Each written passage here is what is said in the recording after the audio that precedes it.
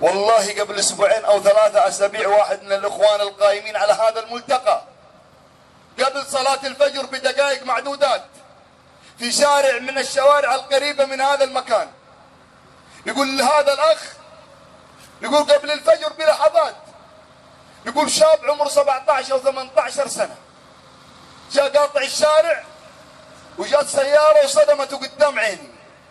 يقول جيت لقيته خر دم مع فمه ومع انفه وكل مكان في جسمه.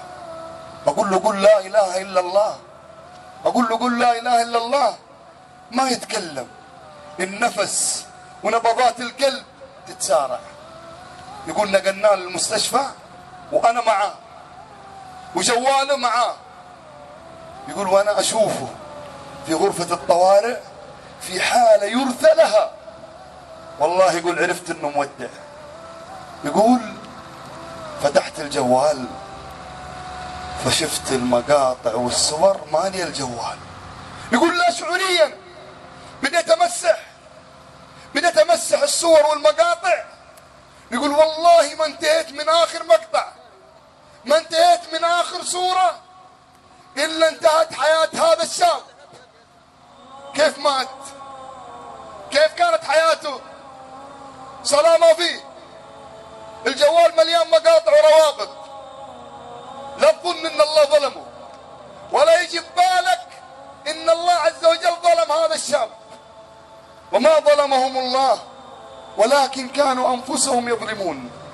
هذا المخيم ترى مو تضيع وقت، هذا الكلام اللي قاعدين نقوله ما قاعدين نتسلى فيه.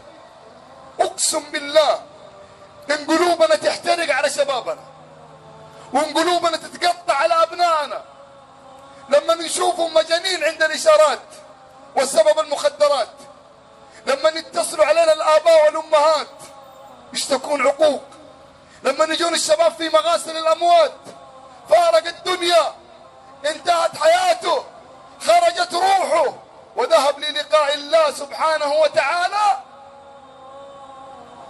وقد مات على غير لا اله الا الله.